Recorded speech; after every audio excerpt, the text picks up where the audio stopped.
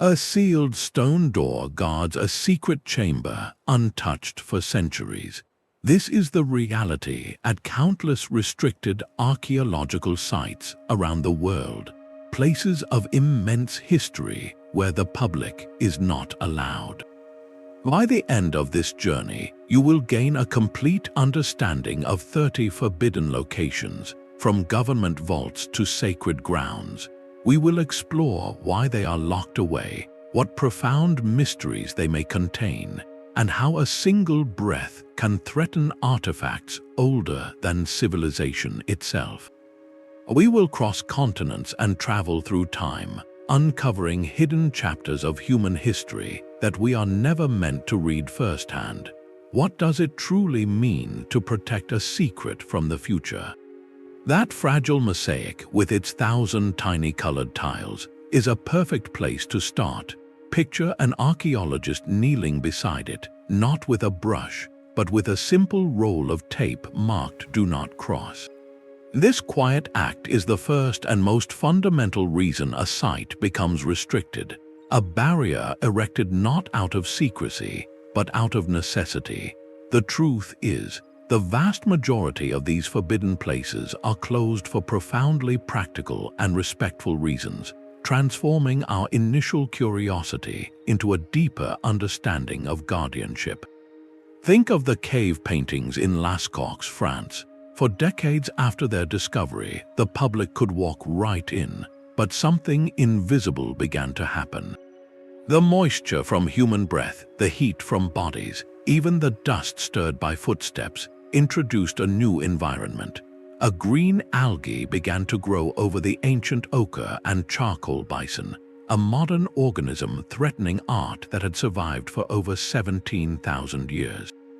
The site was not closed to hide it, but to literally save it from us.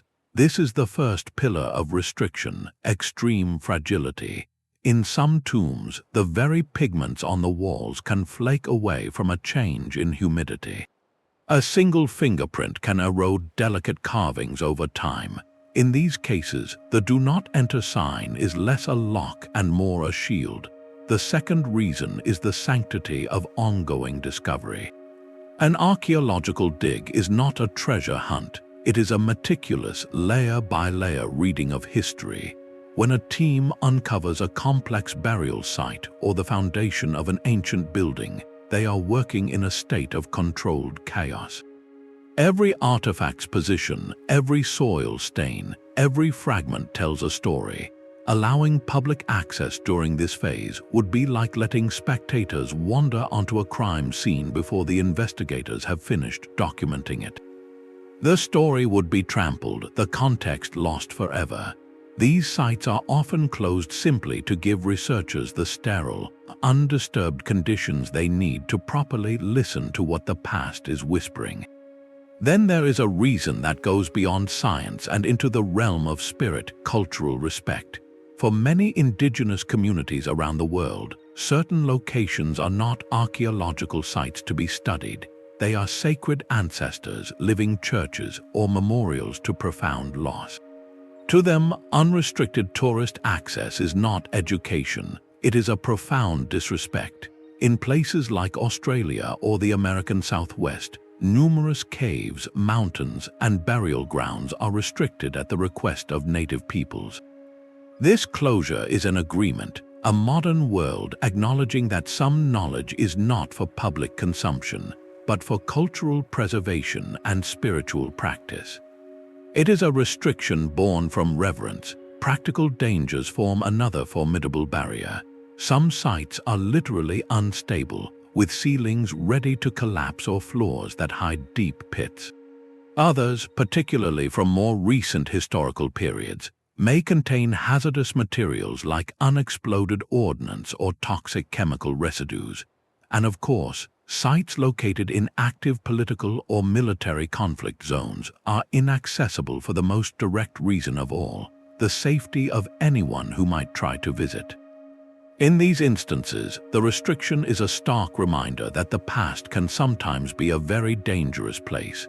So when we hear about a tomb no one can enter, or a cave system sealed to the public, our first thought might be of hidden knowledge or governmental cover-ups. But more often, the reality is far more human. It is a scientist protecting a mosaic from our breath. It is a community guarding a sacred mountain from our cameras. It is a simple rope strung across a passage because the floor ahead might not hold. Understanding this shifts our perspective. The locked door is not always meant to keep us out. It is often meant to keep something precious, fragile, or sacred safely in. And this essential context makes the exceptions, the sites restricted for reasons of true secrecy, all the more intriguing. But among all these reasons for restriction, one site stands apart as a legend. It is a story of imperial ambition, whispered curses, and a choice to leave the greatest discovery of all deliberately buried. The silent, life-sized terracotta army discovered in the 1970s is merely the outer guard. The true heart of the necropolis, the tomb of China's first emperor, Qin Shi Huang, remains sealed beneath an immense, vegetation-covered pyramid of earth. This is not a site restricted due to fragility alone, though that is a factor, but due to a profound and calculated archaeological dilemma. Ancient historians wrote of the emperor's tomb as a microcosm of his empire, complete with ceilings inlaid with pearls to mimic the night sky and vast-scale models of rivers and seas, flowing not with water but with toxic, shimmering mercury. For centuries, these accounts were considered fanciful myth. Then modern scientific surveys of the mound detected something startling: abnormally high concentrations of mercury in the soil. The ancient texts may have been describing a terrifying reality. This presents an almost unimaginable challenge. Excavating the central tomb could mean confronting a 2,000-year-old environmental hazard, not to mention the potential for the elaborate mechanical traps mentioned in the same old records. But the greater fear for archaeologists is one of preservation. The moment that sealed environment is breached, a clock starts ticking. Organic materials like silks, wooden artifacts, or even the emperor's own resting place could begin to decay within hours, turning to dust before our eyes. The painted faces of the terracotta warriors we see today were once brightly colored, but exposure to air caused the pigments to flake off almost instantly. The Chinese government's decision to halt excavation is therefore a monumental act of patience. It is a bet that future technology, perhaps unimagined today, will allow us to peer inside without breaking the seal, or to stabilize any treasures the moment they are revealed. So the tomb of the first emperor represents the ultimate restriction, a voluntary one. It is the world holding its breath, choosing the possibility of perfect preservation over the certainty of partial loss. It is the acknowledgement that some doors, once opened, can never be closed again, and some secrets are kept safe by simply allowing them to remain secrets. This philosophical standoff between discovery and preservation finds a very different and far more personal expression halfway across the world. The silent guardianship of the emperor's tomb is a choice made in a modern laboratory, but the same principle has played out in real time within a dark, echoing space in southern France. The vibrant ochre and charcoal forms of charging bulls and graceful horses in the Lascaux caves are not just art, they are a direct line to the minds of people who lived 17,000 years ago. For years after their chance discovery in 1940, the public could walk those same caverns, standing in awe before what was quickly dubbed the Sistine Chapel of prehistory. But the caves began to suffer from a mysterious illness, a pale green film that spread across the ancient pigments, a condition researchers sadly called the green sickness. This was not the work of time, but of the modern world. The heat, moisture, and carbon dioxide from thousands of admiring visitors, along with new bacteria introduced on clothing and skin, created a perfect environment for destructive algae and fungus to thrive. The very act of witnessing this wonder was slowly erasing it. In 1963, the heartbreaking but necessary decision was made. the original Lascaux cave was permanently closed to the public. Today, access is granted only to a few conservation scientists for short, carefully controlled monitoring sessions. To share the wonder, an astonishingly precise full-scale replica, Lascaux IV, was built nearby, allowing everyone to experience the artistry without harming the source. This site embodies the most poignant kind of restriction, one born from love and regret. It stands as a permanent lesson that our presence is not always a gift, and that sometimes the greatest respect we can show the past is to leave it in a carefully maintained darkness, preserving its voice for future generations to study from a respectful distance. This idea of protective distance takes on a different, more spiritually charged meaning when we travel to the high deserts of the American Southwest. From the sacred silence of ancient caves, we move to a different kind of hallowed silence, one maintained not by nature but by meticulous human order. Deep within the walls of Vatican City lies a fortress of knowledge, the Vatican Secret Archives. The name itself conjures images of shadowy conspiracies and forbidden lore, but the reality is both more mundane and more extraordinary. The word secret here is a translation of a Latin term meaning private or personal, referring simply to the Pope's own historical library.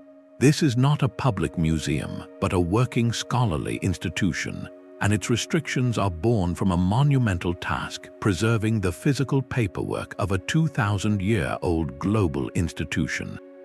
Picture climate-controlled vaults stretching for miles, lined with endless shelves holding more than 35,000 volumes of catalogued documents. These are the original letters, treaties, financial records, and papal decrees that shaped the course of Western history, some dating back to the 8th century. The paper and parchment here are so fragile that the oils from a single touch can cause irreversible damage. This is why access is not about secrecy, but about supreme conservation. A qualified historian cannot simply walk in and browse. They must apply months in advance, specifying the exact document or correspondence they wish to study, which is then carefully retrieved by archivists. It is a process designed to protect the artifacts from unnecessary exposure to light, air, and human contact. Within this vast collection are items of profound historical gravity, such as the complete trial records of the Knights Templar from the early 1300s, parchment pages that detail a pivotal moment of conflict and accusation. There are also the proceedings from the trial of Galileo Galilei, documenting the clash between emerging science and established doctrine. These documents are not hidden, they are meticulously preserved, waiting for scholars to request them under the soft, careful light of a reading room. The restriction, therefore, is a form of bureaucratic guardianship. It ensures that the pursuit of knowledge does not accidentally destroy the very source of that knowledge. The archives remind us that some doors are locked not to keep us out, but to maintain a perfect, silent environment where history can rest, physically intact, until we are truly ready to learn from it with the care it demands. This careful control over access shifts dramatically when we consider sites restricted for reasons of national security, where the past is not fragile but potentially dangerous. The archives protect a fragile past, but one vault in the Arctic is built to withstand an uncertain future. Carved into the side of a frozen mountain on the remote Norwegian island of Svalbard, a stark concrete wedge emerges from the snow, its entrance marked by a shimmering installation of steel and mirrors that reflects the endless polar light. This is the Svalbard Global Seed Vault, often called the Doomsday Vault. While not an archaeological dig, it is arguably one of the most important restricted sites on Earth, a modern monument not to what we have lost but to what we are determined to save. Its mission is breathtakingly simple: to serve as a backup hard drive for the world's agricultural heritage. Deep inside the mountain, behind multiple airlock doors and within chambers kept at a constant -18 degrees Celsius, lie millions of duplicate seed samples from every corner of the planet. There are varieties of wheat, rice, and maize, alongside rare strains of fruits and vegetables, each packet a tiny capsule of genetic diversity. This collection is the ultimate insurance policy against global catastrophe, whether from natural disaster, systemic crop failure, or even the slow creep of climate change. The permafrost surrounding the vault acts as a natural freezer, ensuring the seeds remain viable for decades, even centuries, without constant power. And like the most sacred archaeological sites, public access is strictly prohibited. The reasons are practical and profound. Any introduction of moisture, heat, or contaminants from visitors could jeopardize the integrity of this global treasure. Furthermore, its remote location and limited access are key security measures, protecting this vital resource from any form of interference. Only a handful of authorized personnel from depositing gene banks ever enter the inner chambers to add new seeds to the shelves. So this silent sentinel in the ice represents a new category of restriction. It is not about keeping a secret from the past, but about securing a promise for the future. It is a place where humanity has chosen to actively bury its most essential building blocks, not out of fear, but out of a collective hope for continuity. This forward-looking act of preservation stands in stark contrast to our next location, a site where the past is so volatile that its very ground is considered a crime scene. The frozen promise of the Seed Vault exists in a world of calculated safety, a stark contrast to the hot, contested secrecy of the Nevada desert. Here, the silence is not one of preservation, but of enforced isolation. This is Area 51, a name that has transcended its official designation to become a global synonym for government secrets and otherworldly speculation.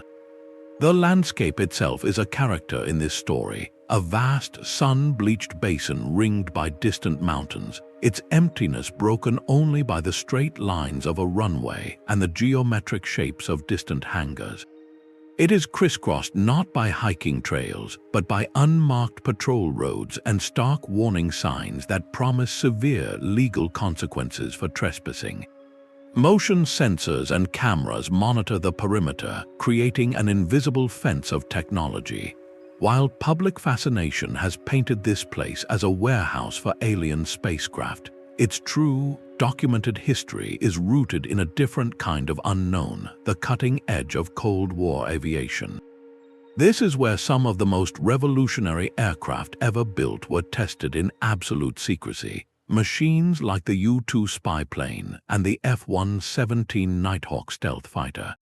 To the engineers and pilots of the 1950s through the 80s, these craft were as unbelievable as flying saucers, their radical shapes and capabilities designed to be invisible to enemy radar.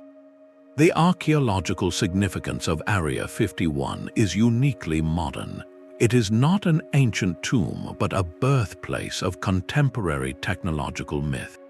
Every test flight, every prototype that rolled out of a hangar, added another layer to a site that was being actively used to create the future, all while being erased from contemporary maps.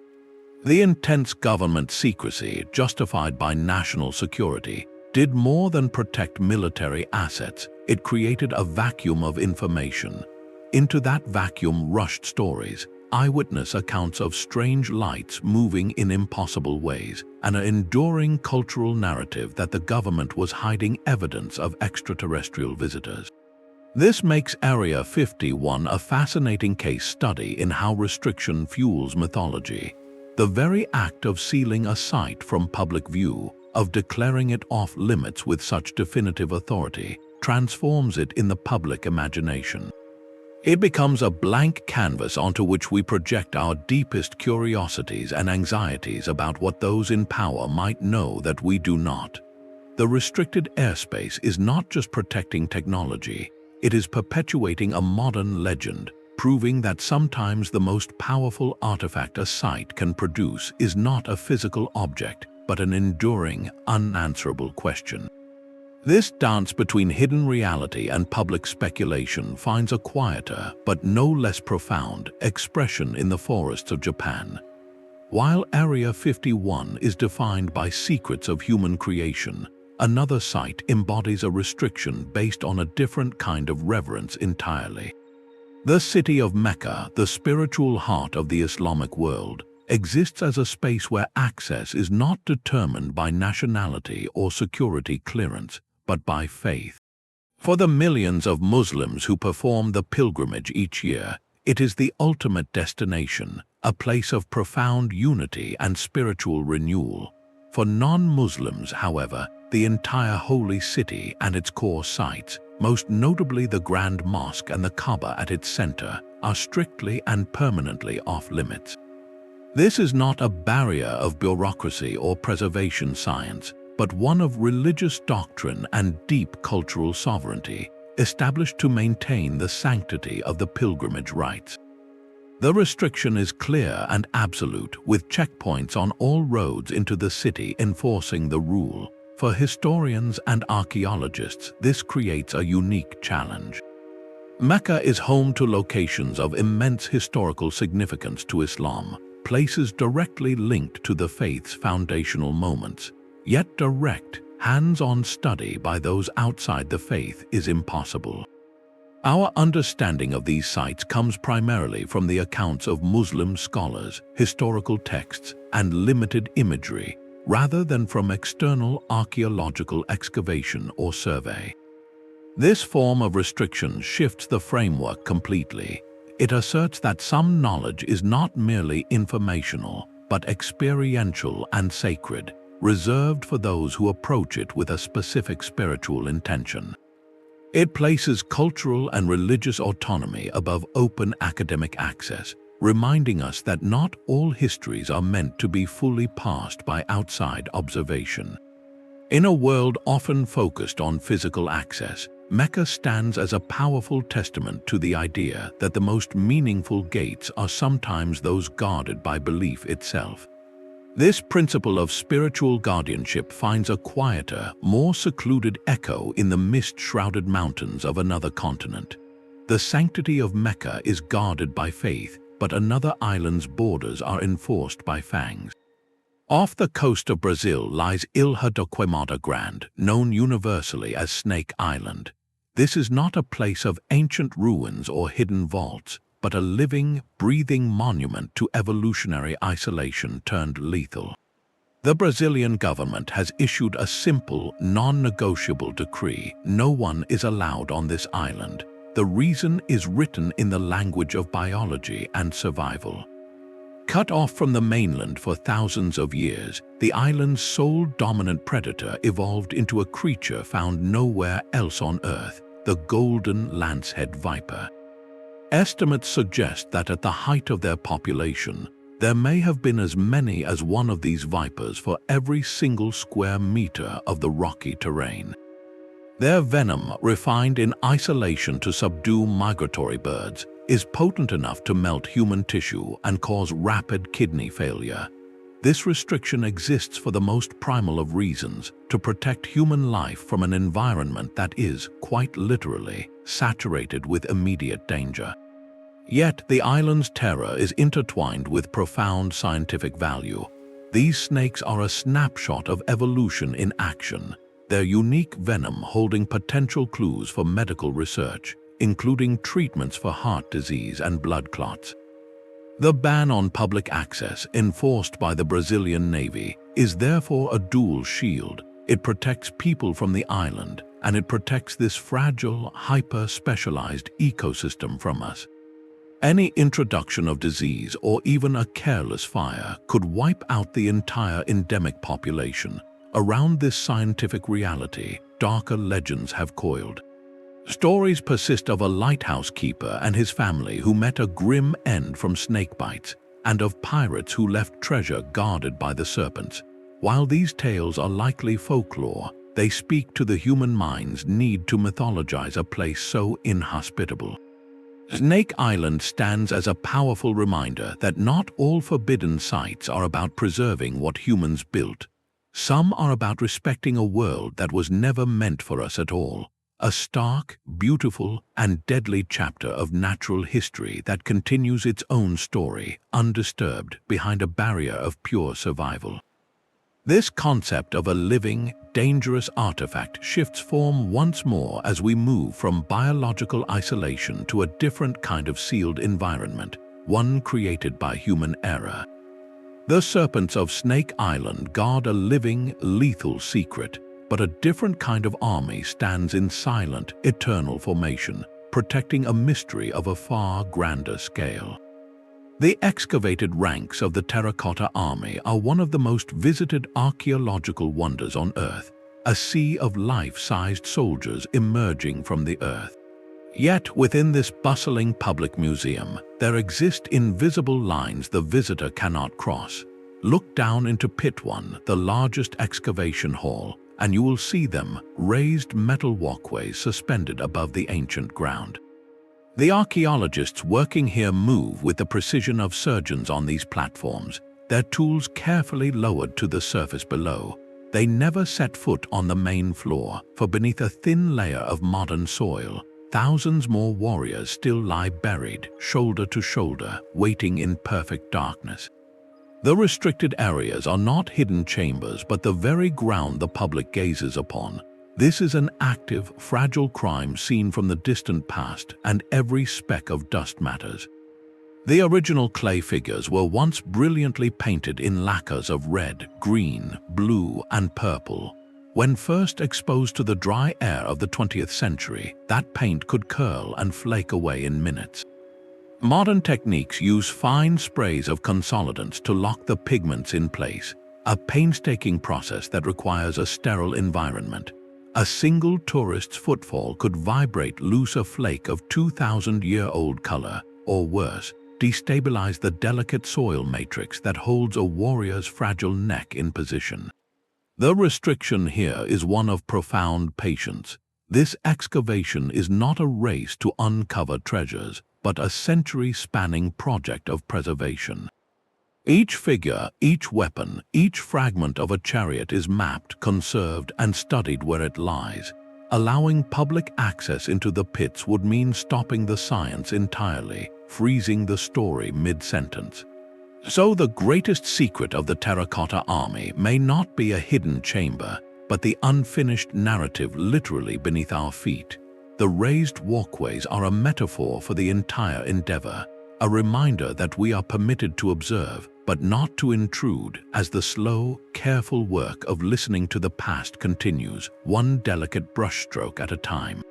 This meticulous, layer-by-layer approach finds a shocking parallel in a city where the past was not carefully excavated, but abruptly entombed. A silent army of paper stands guard in Moscow, a fortress of files that holds the intimate, typed heartbeat of an entire century.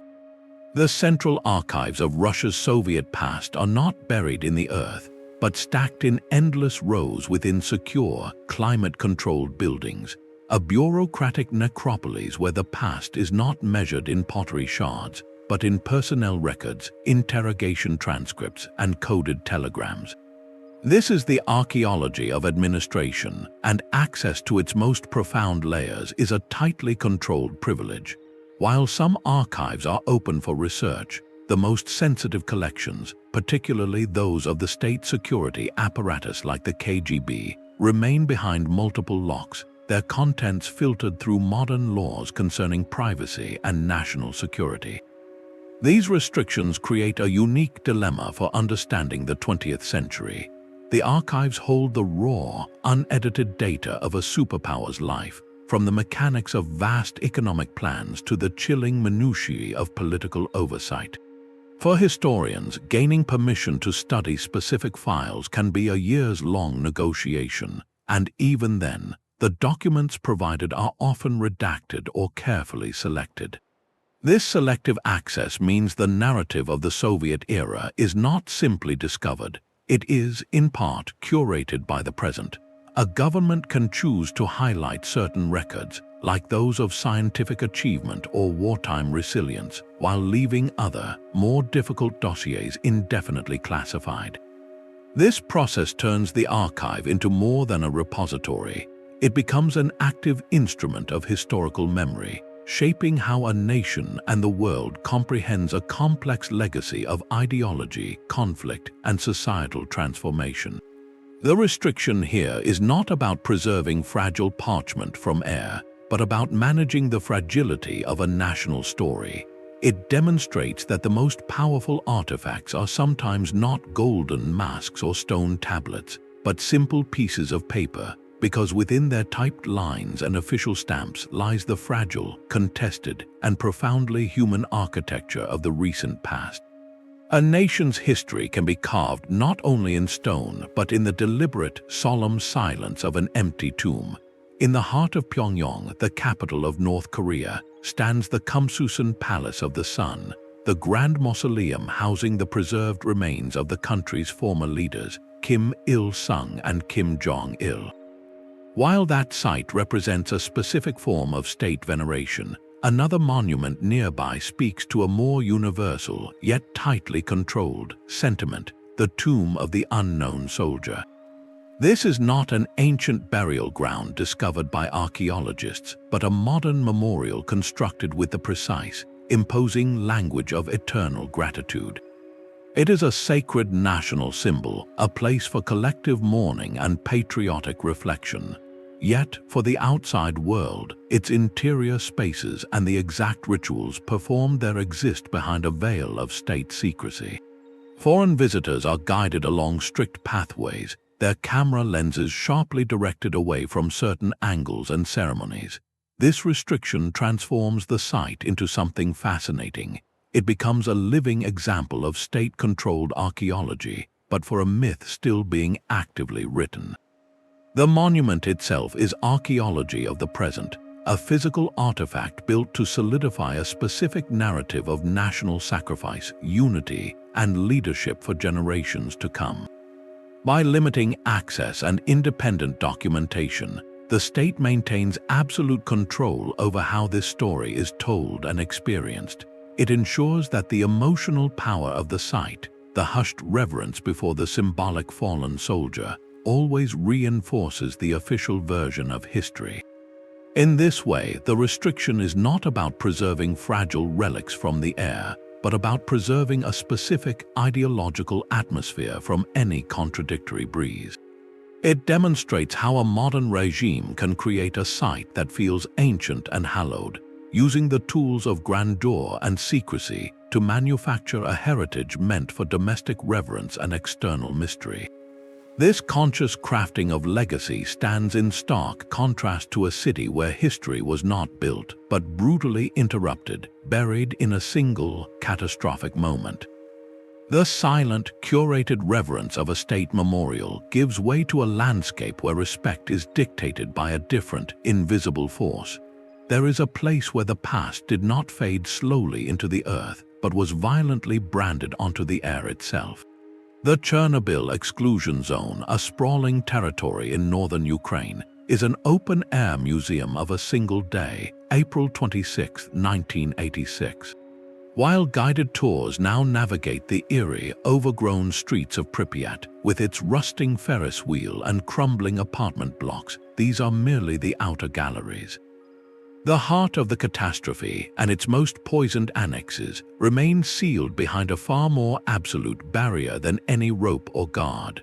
The ruins of reactor number 4, now entombed within the massive new safe confinement structure, are a tomb of another kind. Inside, radiation levels remain so intensely high that even robots have malfunctioned and failed within its depths. Then there are places like the basement of Pripyat Hospital, where the first firefighters' gear was hastily discarded. That clothing, along with the very dust and concrete around it, absorbed a catastrophic concentration of radioactive isotopes.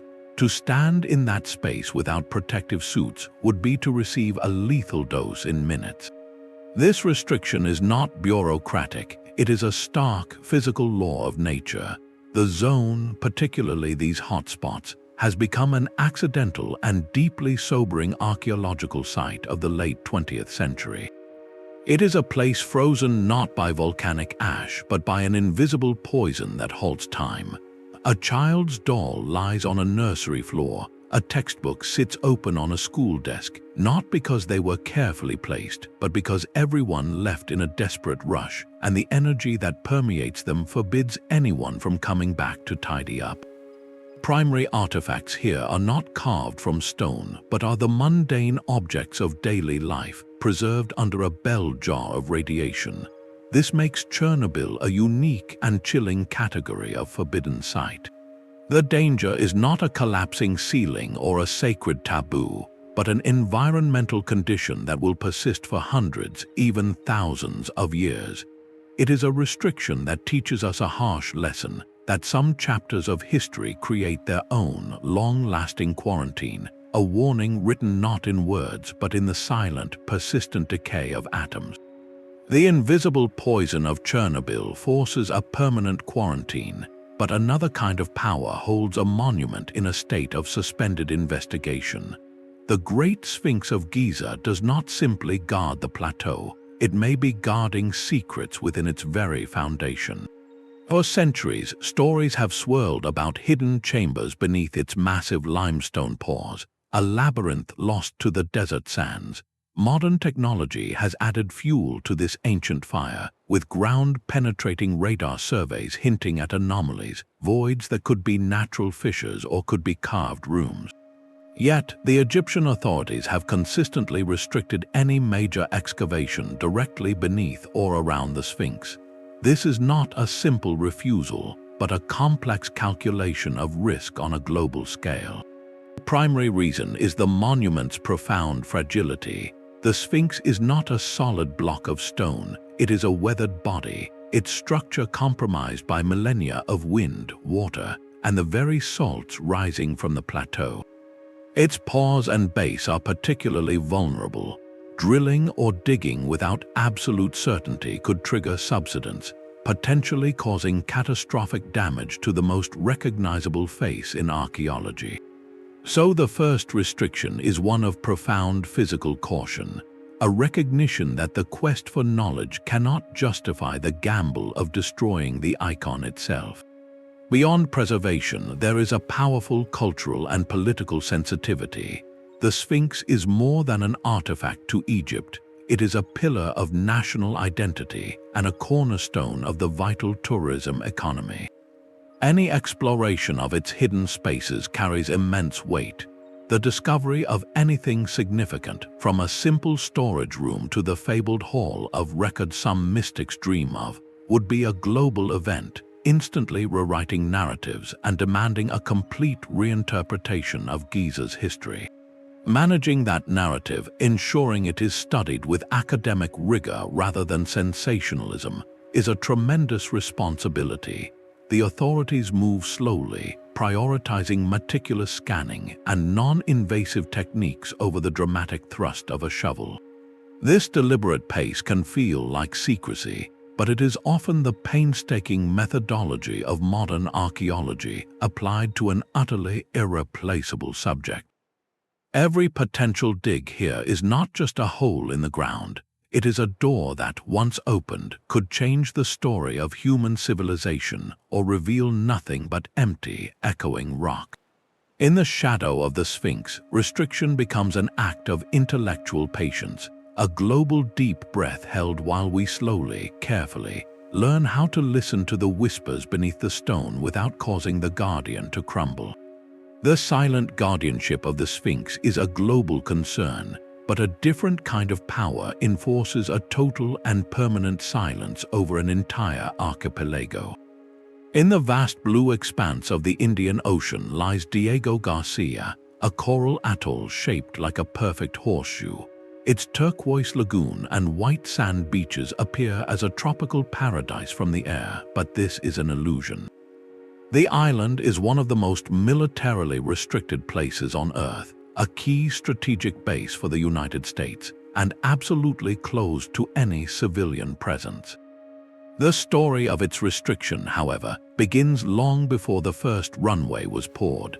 For centuries, Diego Garcia and the surrounding Chagos archipelago were home to the Chagosian people, communities who built their lives around the island's coconut plantations and rich fishing grounds. In the late 1960s and early 70s, as the Cold War intensified, the British government, which administered the territory, made a fateful decision. To lease the island to the United States for a major military installation, the entire native population was required to leave.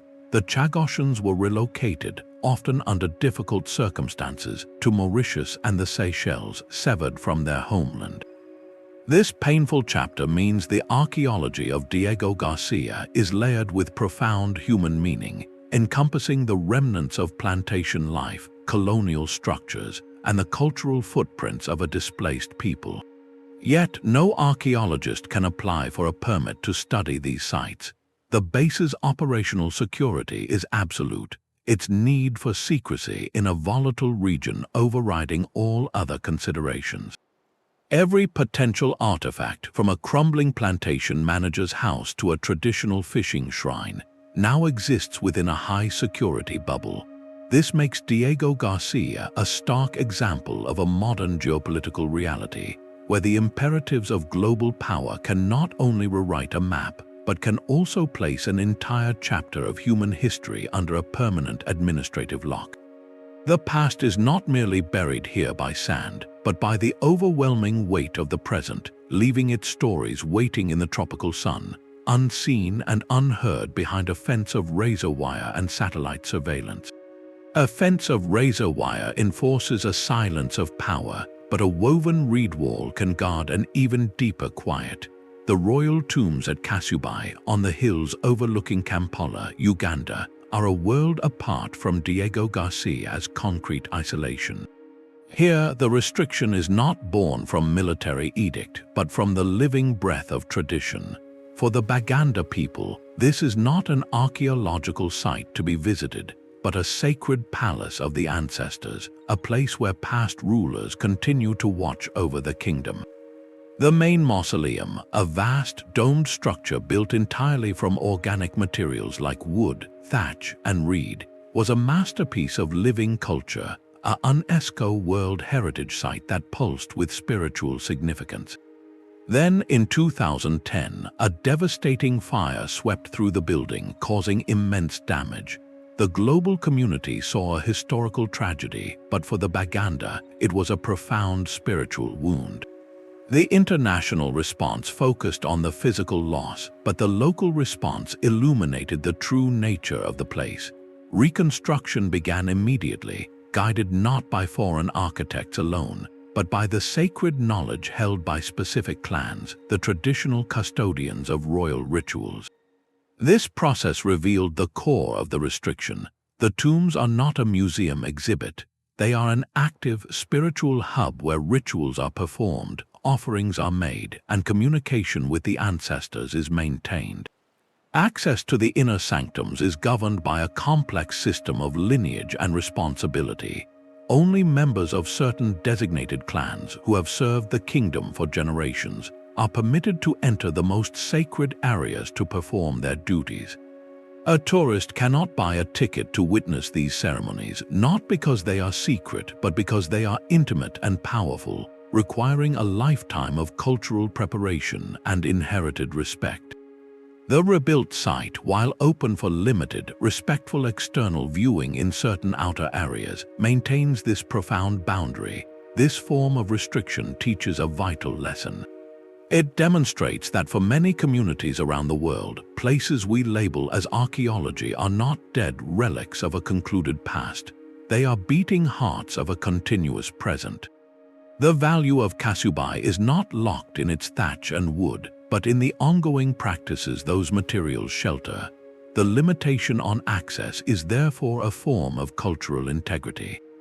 It ensures that the site remains what it has always been, a home for the royal ancestors and a living center of Baganda identity, rather than being transformed into a silent spectacle for outside observation.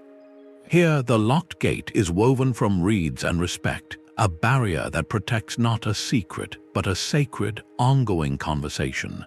A woven reed wall protects a living history, but the most famous residence in the world uses secrecy of a very different kind. The White House is a global symbol of transparency, its iconic facade photographed millions of times a day.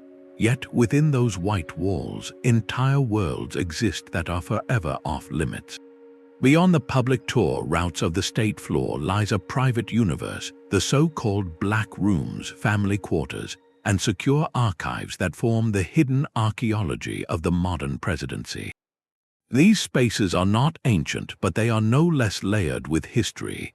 They are the backstage of power, where the artifacts are not pottery shards, but perhaps a child's forgotten toy in a hallway closet, or the worn upholstery on a chair in the treaty room where a president wrestled with a midnight decision. The restriction here is twofold, a powerful blend of the intimate and the imperative. First is the simple human right to privacy. The first family's living quarters are a home, and even in a building owned by the public, a line is drawn to preserve some semblance of normal family life away from the relentless gaze of history. The second reason is the machinery of national security. The Situation Room, while its existence is public knowledge, is a sanctum of real-time crisis. Its exact layout, its current technological capabilities, and the notes left on its tables after a meeting are state secrets, protected to ensure the integrity of the most sensitive conversations on Earth. This creates a fascinating paradox. The White House is perhaps the most documented building in history, yet it actively produces sealed archives every single day. Memoranda, personal diaries, Situation Room logs, and even casual correspondence are collected and classified, often for decades, before being released to presidential libraries or the National Archives. This means that the most telling evidence of an era, the raw, unvarnished record of decisions and their human context, is deliberately buried in a bureaucratic time capsule. For future historians, accessing these records will be a form of modern archaeology, sifting through declassified files instead of soil, piecing together the story of a crisis from redacted memos and preserved phone transcripts. The White House, therefore, stands as a powerful reminder that restricted sites are not always lost cities or remote mountains. They can exist in the very heart of public life, in the most photographed building on the planet. It teaches us that sometimes the past must be intentionally sealed away, not to hide the truth, but to allow the present to function, and to ensure that when the story is finally told, it is told with the clarity and context that only time and a lifted security clearance can provide. The White House archives its secrets in real time, but in the middle of the Pacific Ocean, an entire city has kept its own for nearly 1,000 years. Off the eastern coast of Pohnpei lies a place that feels less discovered and more dreamt, a maze of silent canals and crumbling walls known as Nan Madol. This is not a city built on land, but a city built from it, a staggering 92 artificial islets constructed atop a coral reef, earning it the nickname the Venice of the Pacific. To stand before it is to confront a profound architectural riddle. The entire complex, from its towering sea walls to its inner ceremonial compounds, is assembled from colossal basalt logs, some weighing many tons. These stones are not local to the reef. They were quarried from the opposite side of the island and somehow transported across miles of ocean and jungle, then stacked in alternating criss-cross patterns like gigantic logs of stone. How a society with no metal tools, no pulleys, and no wheels accomplished this remains one of the Pacific's greatest engineering mysteries. The restriction here is not a government order or a sacred taboo, but a simple, physical verdict from nature itself. Centuries of tropical storms, relentless vegetation, and the corrosive salt air have left Nan Madol in a state of beautiful, treacherous decay. The islets are unstable, their foundations undermined by water. Walkways are slick with algae or concealed by thick, tangled roots. A single misstep on the uneven, moss-covered stones could lead to a serious fall into a deep canal or a hidden crevice. For this reason, local authorities have declared large sections of the city strictly off-limits. The danger is twofold. It protects visitors from a hazardous environment, and it protects the fragile ruins from the accelerated damage that human traffic would inevitably cause. This inaccessibility is a function of both its remote location and its perilous state, creating a natural fortress that time and the jungle are actively reclaiming. The silence in Madol is not one of secrecy, but of sublime surrender. The city's greatest secret may not be a hidden chamber, but the very method of its birth, a knowledge that seems to have sunk beneath the waves along with the civilization that wielded it. It stands as a monument to a forgotten prowess, slowly dissolving back into the reef from which it was so improbably raised, its story locked within a labyrinth that the modern world is not yet equipped to safely navigate.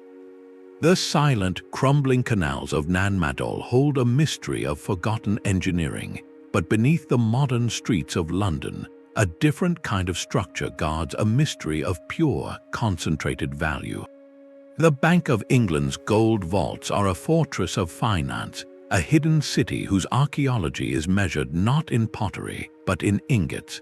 These subterranean chambers, lying deep below the bank's imposing headquarters, are said to hold well over 400,000 gold bars, representing a substantial portion of the world's official reserves. While this is a living, working institution, its vaults are a profound testament to economic history and the extreme lengths societies will go to protect symbolic wealth.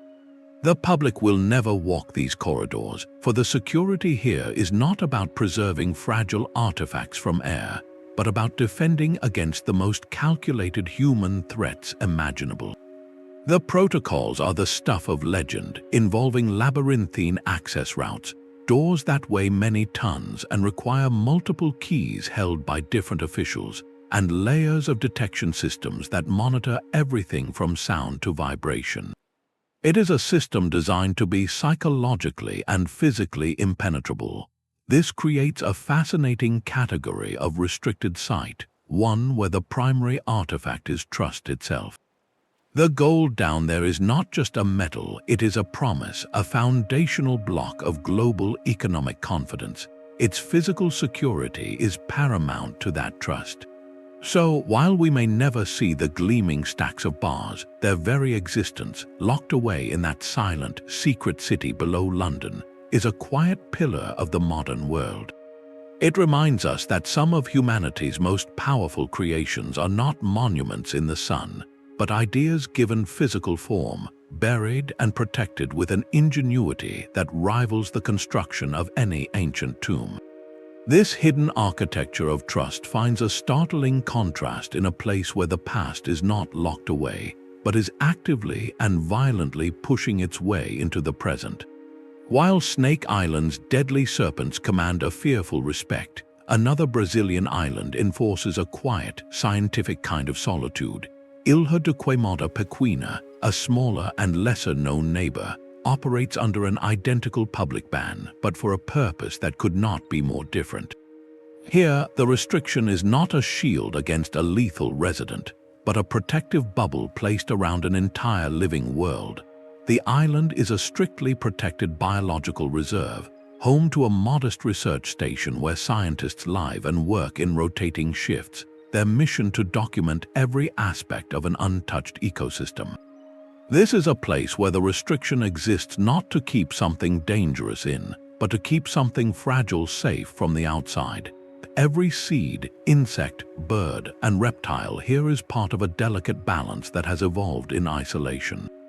The simple introduction of a non-native plant species on a visitor's shoe or a common pathogen from the mainland could unravel that balance in a season. So the island is kept pristine, a living laboratory sealed against casual human influence, for a field known as environmental archaeology, which studies how humans and ecosystems have shaped each other over millennia. Places like Queimada Pequena are priceless. They serve as a baseline, a snapshot of what a coastal Atlantic forest ecosystem looks like with minimal human interference. By comparing this pristine state to altered environments elsewhere, scientists can measure the true impact of human activity, from ancient settlement patterns to modern climate change. The island itself becomes the primary artifact, and every plant and animal within it is a data point in a long-term study of life itself. This form of restriction redefines preservation. It is not about saving a single temple or a tomb, but about safeguarding an entire, functioning chapter of natural history. It acknowledges that some of the most important stories are not carved in stone, but are written in the language of leaf litter, birdsong, and tide pools. The locked gate here is a promise to the future, ensuring that there will always be a pure, undisturbed reference point against which we can measure our changing world.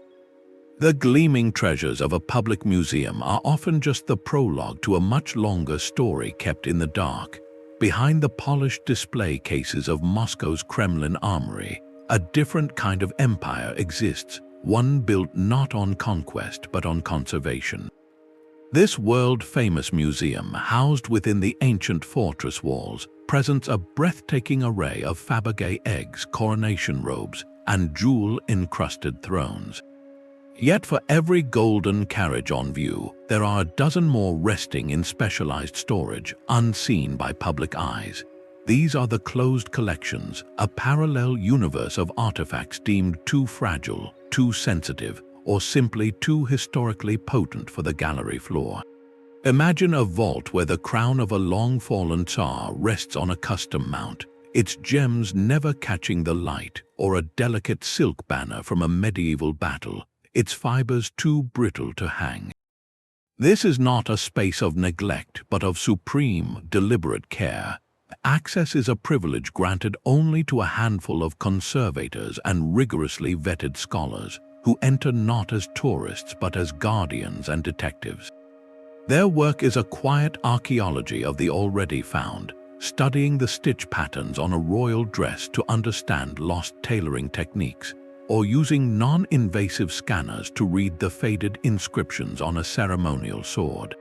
The restriction here transforms the museum. It becomes not just a place of exhibition, but a living archive of material culture, where the primary audience is time itself. These objects are preserved in a state of suspended animation, in rooms where temperature, humidity, and light are controlled with laboratory precision.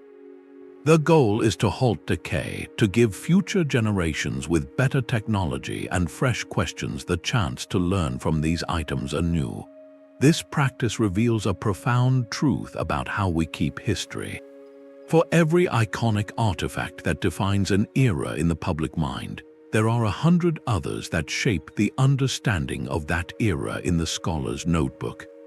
The Kremlin's hidden reserves remind us that a museum's most vital role is sometimes not to display, but to protect, to act as a time capsule for the tangible soul of a nation, ensuring that even the stories not yet ready to be told are kept safe for the day they might be. The gleaming treasures of a public museum are often just the prologue to a much longer story kept in the dark. Howard Carter's famous exclamation upon first peering into Tutankhamun's tomb, that he saw wonderful things, created an enduring image of a single, glorious discovery. The world saw the golden mask, the chariots, the ornate beds, and believed the story was complete. Yet, a century later, the tomb still holds its own quiet, internal restrictions. Beyond the main burial chamber that captivated the globe, there are smaller annexes and storage rooms that were never fully emptied. The Egyptian Ministry of Antiquities maintains a vigilant guard over these spaces, not as a secret but as a responsibility. They are the archives of the excavation itself, holding not just potential artifacts but the crucial, dusty context of how everything was found. Imagine the back rooms of the most famous museum exhibit on Earth, still being catalogued. This is where archaeology transitions from treasure hunting to forensic science. A fragment of linen, a bundle of reeds, or a pile of desiccated food offerings might seem insignificant next to a solid gold coffin, but to a researcher they are priceless clues. They can reveal details about funerary rituals, trade networks, or even the climate of the Nile Valley 3,300 years ago. Access to these sealed spaces is granted only for specific, approved conservation projects, where every item is photographed, scanned, and studied in situ before being moved a single centimeter. This meticulous process reveals a profound truth about our relationship with the past. Even a site as exhaustively documented as Tutankhamun's tomb is not a closed book. It is a manuscript with chapters still being translated. The greatest discovery might not be another golden statue, but a piece of data that recontextualizes everything we thought we knew. The sealed storage rooms remind us that sometimes the most important doors are the ones left purposefully closed, protecting not just objects, but the very integrity of the story, ensuring that future generations with new questions and new technologies will still find something wonderful to learn. Buried beneath the serene luxury of a five-star resort lies a monument to a different kind of planning. The Greenbrier Bunker in West Virginia is a sprawling, self-contained city built under a mountain, its existence a secret kept from the public for over 3 decades. Constructed during the most tense years of the Cold War, its single, staggering purpose was to ensure the survival of the United States Congress in the event of a nuclear attack. This was not a simple shelter, but a dedicated capital in miniature, complete with a vast hall for the House of Representatives, a chamber for the Senate, dormitories, a medical clinic, and even a television studio from which to address a shattered nation. Its very design was an act of profound, pragmatic fear, a blueprint for political continuity drawn at the edge of annihilation. While it was officially decommissioned in 1992 after its secret was revealed in a magazine article, the full scope of its underground layout and its potential modern uses remain closely guarded. This restriction transforms the Greenbrier from a relic into a powerful symbol. Its inaccessibility today is less about the bunker itself and more about the enduring principle it represents, the hidden architecture of crisis management. Governments will always need places to think the unthinkable and plan for survival scenarios, and the details of those places must, by their nature, stay out of public view. The bunker's story shows how sites born from existential fear can outlive their original purpose, not as active tools, but as silent lessons. They become physical archives of a mindset, a concrete echo of the calculations made when a society stares into the abyss and decides, against all odds, to draft a plan for the morning after. A deep, natural well of emerald water holds a silence far older than the ruins that surround it. At the ancient Mayan city of Chichen Itza, visitors walk among towering pyramids and vast ball courts, but one of the site's most profound features is strictly and respectfully cordoned off. This is the sacred cenote, a massive sinkhole where the earth opened to reveal the groundwater below. For the Maya, this was not merely a water source, it was a portal to the underworld, a place to communicate with the gods through offerings of great value and profound meaning. While the main archaeological zone bustles with activity, the cenote remains a still and separate sanctuary, its surface a dark mirror reflecting centuries of reverence. The restriction here is a delicate, threefold knot, tying together science, preservation, and living tradition. First, it is an archaeological site of immense sensitivity. Over a century of careful, intermittent dredging and diving has recovered thousands of artifacts from its depths, objects cast into the water as gifts to the rain god Chok. These include exquisite works of gold and jade, intricate ceremonial incense burners, and objects from distant regions like Central America, hinting at Chichen Itza's vast trade networks. The cold, dark, oxygen-poor water has preserved these items in remarkable condition, creating a unique underwater museum. However, the environment is fragile. Uncontrolled diving stirs up sediments that can bury artifacts forever and introduces contaminants that might accelerate decay. Each exploration must be a surgical operation, authorized and meticulously planned by archaeologists. The second layer of restriction is spiritual. For modern descendant communities of the Maya, the cenote is not a relic of a dead culture, but a continuing sacred space. It is a place where the boundary between worlds feels thin, a location to be approached with humility and specific ceremonial understanding. Treating it as a recreational swimming hole would be a deep cultural offense, a violation of its enduring sanctity. The ban on casual access is therefore an act of post-colonial respect, acknowledging that the site's meaning did not end with the Spanish conquest but flows unbroken into the present. Finally, there is the practical matter of safety and preservation of a natural feature. The cenote's depths are unpredictable, with tangled roots and sheer limestone walls. Its ecosystem is delicate. This triple rationale, science, spirit, and sanctuary, makes the sacred cenote a perfect example of a multi-layered restriction.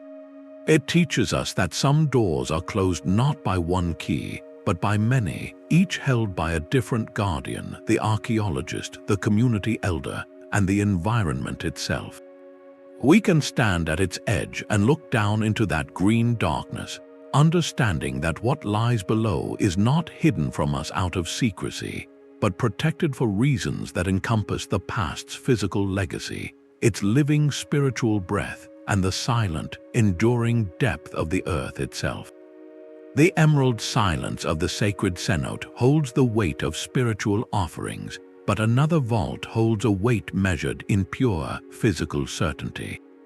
The United States Bullion Depository at Fort Knox is a fortress built not for gods, but for gold, a name that has become global shorthand for absolute security and untouchable wealth. Unlike an archaeological dig, this site was never meant to be discovered, only defended. Its very purpose is to be a perfect, permanent lock. Nestled within a United States Army post in Kentucky, the depository is a stark, classical structure of granite, steel, and concrete, surrounded by layers of security that are the stuff of legend, and for good reason. No public tours have ever been permitted, not even a glimpse. Access is restricted to a tiny handful of authorized Treasury officials and auditors, and even their visits are conducted under conditions of extreme protocol. The archaeological significance of Fort Knox is not found in ancient artifacts, but in its modern mythology and its concrete embodiment of a historical moment. Constructed in 1937 during the depths of the Great Depression, its creation was a powerful act of national confidence, a statement that the country's most tangible symbol of value would be protected by the most formidable means imaginable. It was architecture as a promise. The vault door alone is said to weigh more than 20 tons, and the precise details of the locks, the alarms, and the guard routines are state secrets. This transforms the depository into a fascinating kind of monument. While we know its primary function, to safeguard a large portion of the nation's gold reserves, its impenetrable secrecy fuels endless speculation. What does the interior actually look like? How are the gold bars stacked? The public imagination, fed by decades of Hollywood heist films and conspiracy theories, has painted 1,000 pictures, but the reality remains unseen. This makes Fort Knox the ultimate example of a value-based restriction. The site itself is the artifact, a colossal, functioning safe whose historical value is intertwined with its financial contents. It represents the pinnacle of a society's effort to create a space so secure that its very existence discourages inquiry. Like the Bank of England's vaults, it is a silent pillar of the global financial system, a place where trust is literally locked in a box. Its enduring mystery teaches us that in the modern world, some of the most heavily guarded secrets are not ancient scrolls or religious relics, but the very foundations of economic faith, buried not in sand, but in reinforced concrete and layers of classified procedure. A golden vault secures wealth, but a simple wooden fence in Japan protects something far less tangible, yet infinitely more enduring. The Ai's Grand Shrine is not a monument frozen in time, but a living pulse, a heartbeat measured in 20-year cycles. Dedicated to Amaterasu, the sun goddess from whom the Japanese imperial line is said to descend, this is the most sacred site in Shinto. Its profound restriction is not about keeping people away from a fragile old building, but about preserving the sacred act of its perpetual rebirth. Every 2 decades, in a ceremony called Shikainen Sengu, the main shrine buildings are meticulously dismantled. Using ancient techniques passed down through generations of master carpenters, an identical new complex is constructed on an adjacent, prepared plot. The old materials are then respectfully distributed to other shrines across the country. This means the structures you might see in photographs are never more than 20 years old, yet the form and the ritual are over 13 centuries old. For archaeologists and historians, this presents a fascinating philosophical challenge. The site actively resists conventional investigation. There is no deep stratification of ruins to excavate, no ancient foundation stones to carve and date. The physical evidence is constantly renewed, leaving no accumulation of the past in one location. The true artifact is not the building, but the unwavering knowledge of how to build it, a living archive carried in the hands and memories of the craftsmen. The inner precincts, where the most sacred objects are housed, are closed to all but the highest-ranking priests and members of the imperial family. This restriction is the ultimate expression of the shrine's purpose. It safeguards the intimacy of the ritual relationship between the deity and the nation.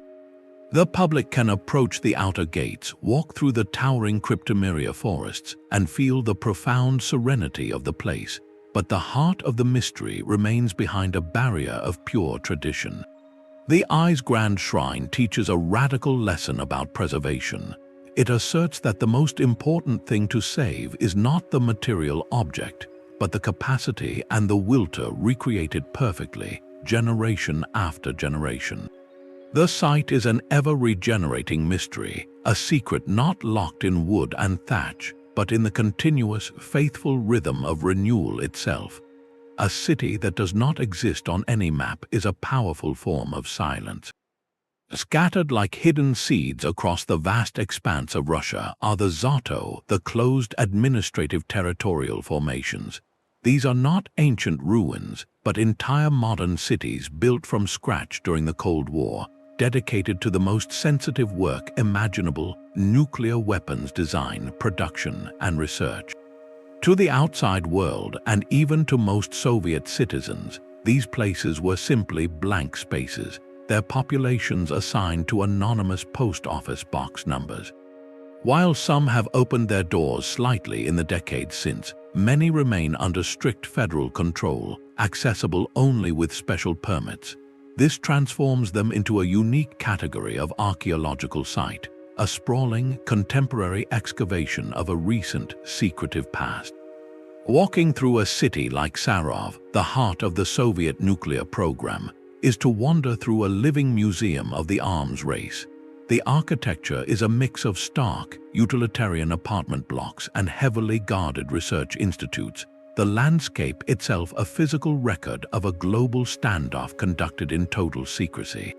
Primary artifacts here are not pottery shards, but decommissioned reactors, aging laboratories, and the very urban plan of a community designed for absolute discretion. The continued restriction of these cities underscores a profound truth. National security can render entire human landscapes, with all their schools, homes, and stories, functionally invisible. Their histories are locked down as securely as their laboratories, creating a modern archaeology where the most telling finds are not buried in the ground, but stand in plain sight, their true purpose and past still shrouded in layers of classification.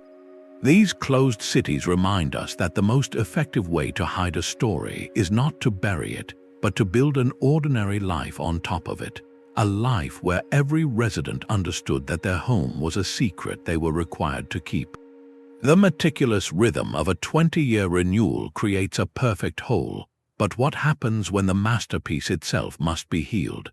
After the world watched in awe as centuries of grime and candle soot were lifted from the ceiling of the Sistine Chapel, revealing Michelangelo's vibrant colors anew, a different kind of work began in quiet rooms far from the public gaze.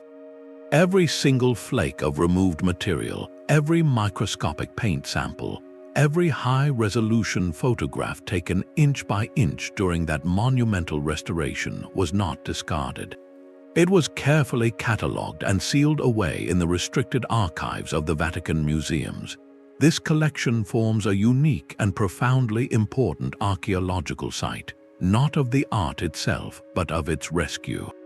Think of it as the patient's complete medical record, a material history of the frescoes' decay and their meticulous recovery.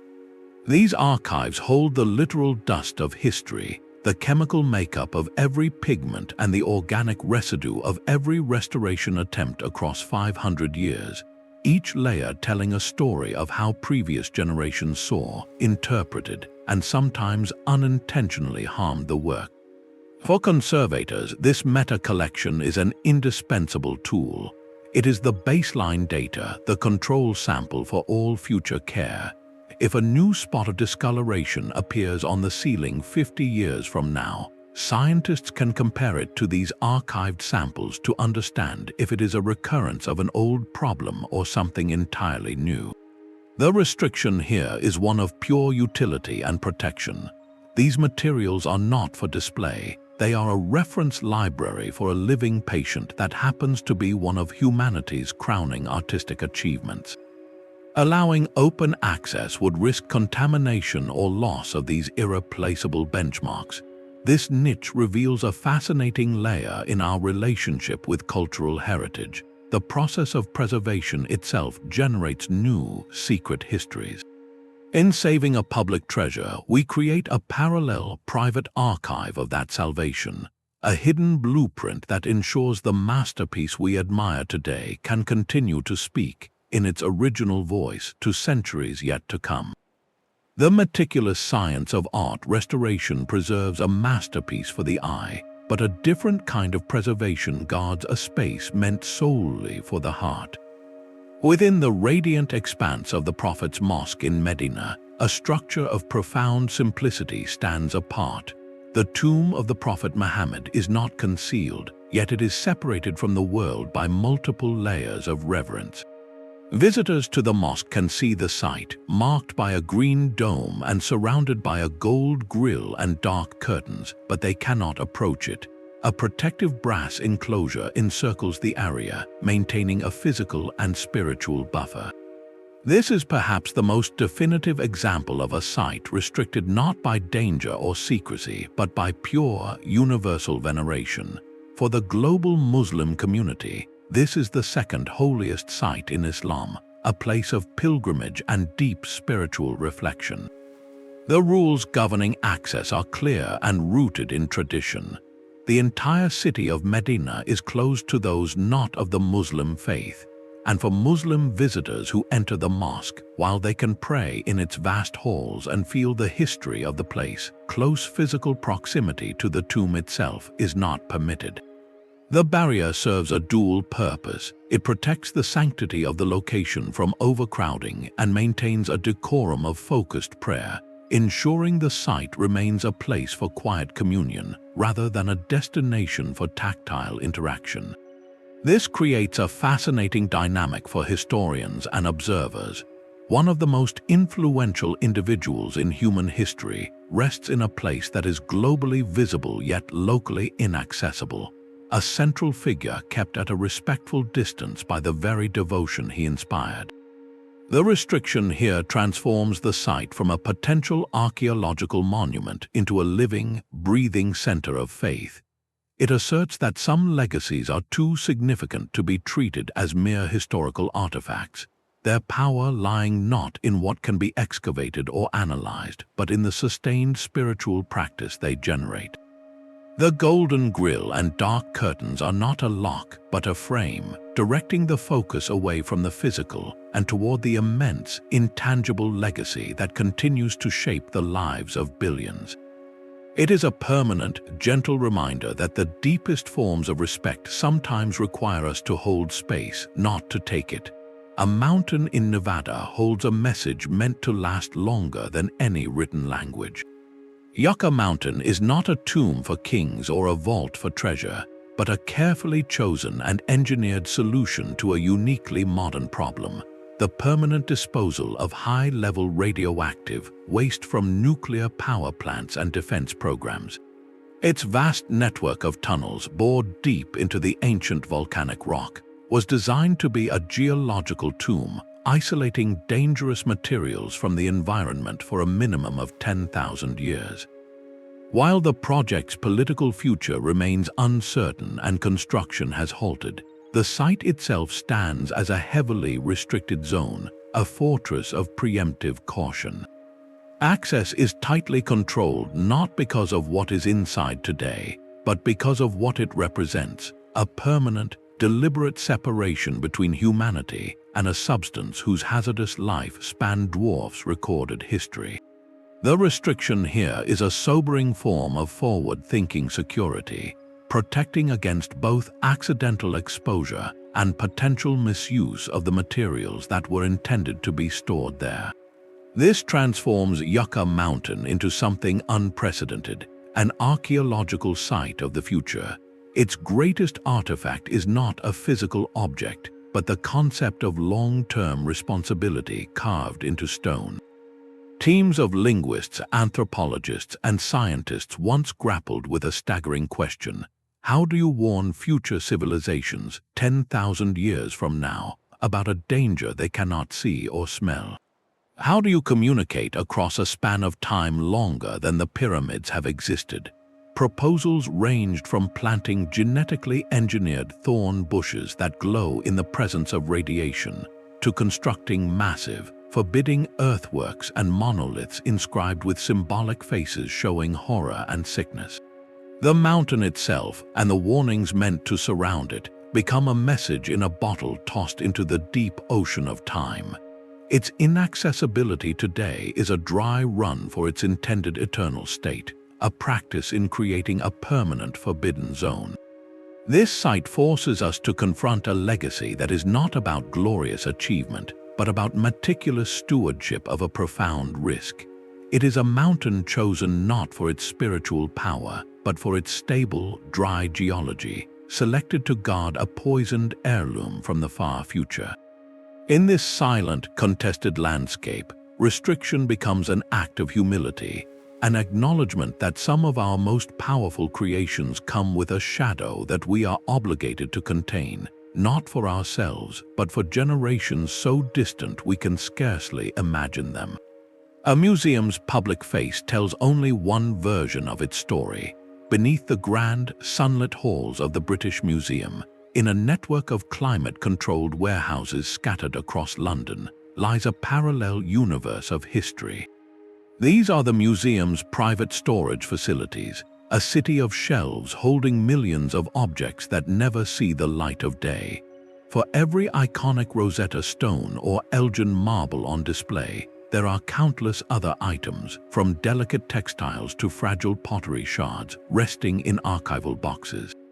Physical access here is a privilege reserved for museum staff and vetted academics, a necessary measure to protect fragile materials from deterioration. But the restriction surrounding these vaults extends far beyond conservation science. It is woven through with complex threads of history, ethics, and global conversation. Many of these millions of artifacts arrived in London during the height of the British Empire, acquired through channels that ranged from scholarly excavation to colonial administration. Their presence in these basements is not a neutral fact. It is an ongoing chapter in a much larger story about cultural heritage and ownership. This transforms the storage facility from a simple warehouse into a profoundly restricted space, not just by locked doors, but by the weight of contested history itself. The ethical debate makes these collections politically sensitive, a quiet undercurrent beneath the museum's public mission of education. For researchers granted access, the work is meticulous, cataloging, preserving, and studying objects to piece together forgotten narratives. Yet for the nations and communities from which these items originated, their absence can feel like a missing piece of a cultural puzzle. The question hanging in the sterile air of these storerooms is not simply what an object is, but where it ultimately belongs. This makes the British Museum's hidden collections a unique kind of forbidden site, one where the greatest barrier is not physical but philosophical. It is a living archive of a connected and often complicated human past, waiting not only for scholars to study it, but for a broader, ongoing conversation about legacy and home to reach its next chapter. These vast, silent archives of the present are our final restricted site. Picture a landscape dotted with windowless, monolithic buildings, humming with a low, constant vibration, their exteriors devoid of ornament or identity. These are the global data centers of major technology companies, the physical homes of our digital lives. While they contain no ancient pottery or stone tablets, they are undeniably the most comprehensive archaeological record of the 21st century ever assembled. Every email drafted in haste, every digital photograph of a birthday, every search query typed in curiosity, and every fragment of global conversation is etched into the magnetic platters of hard drives or stored in the silent flash of memory chips within these fortresses.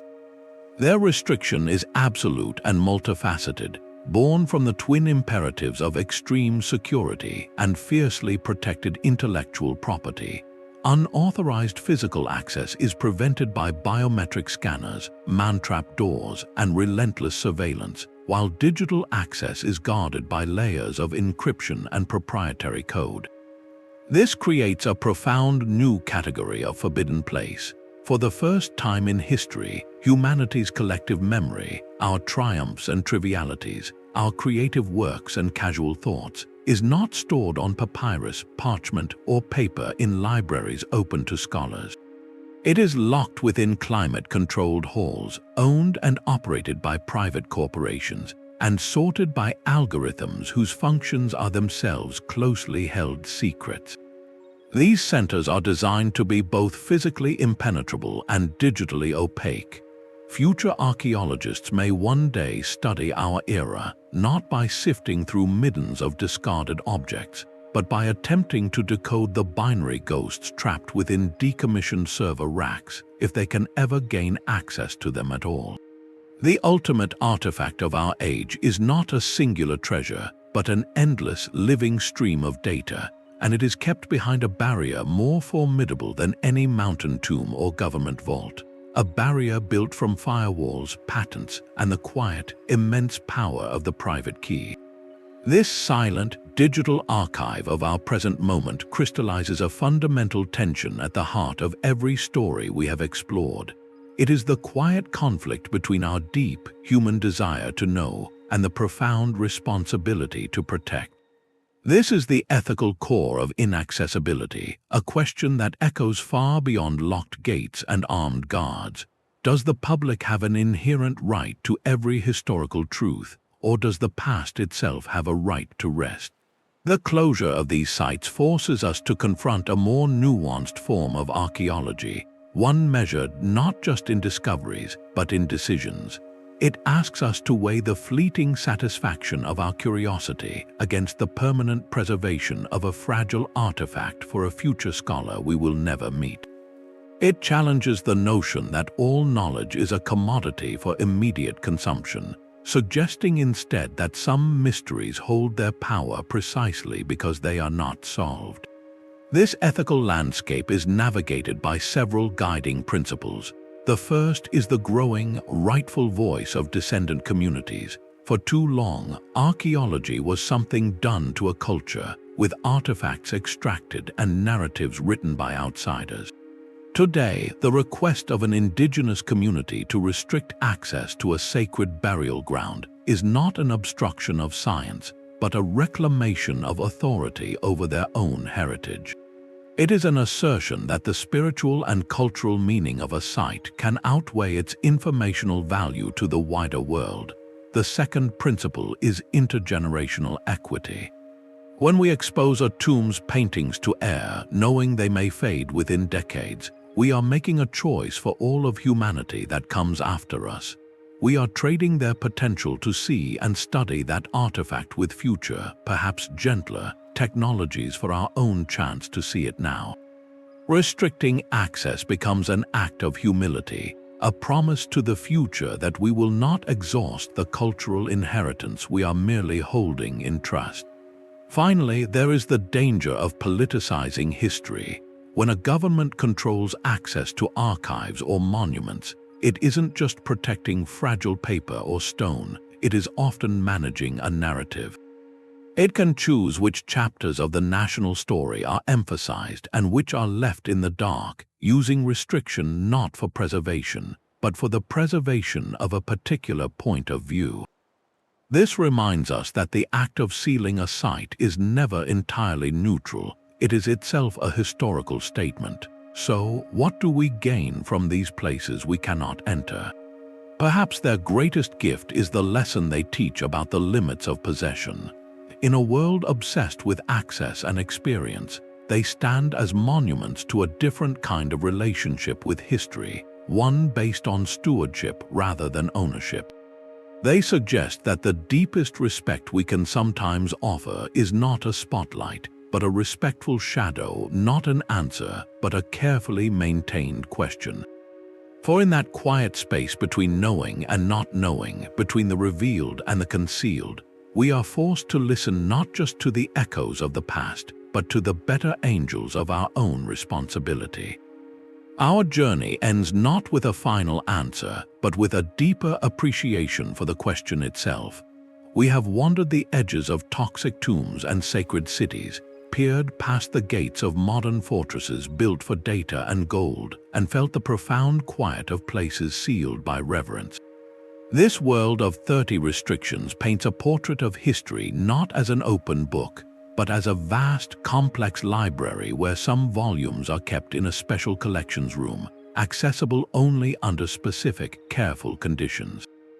The reasons are as varied as the sites themselves, yet they converge on a few universal truths.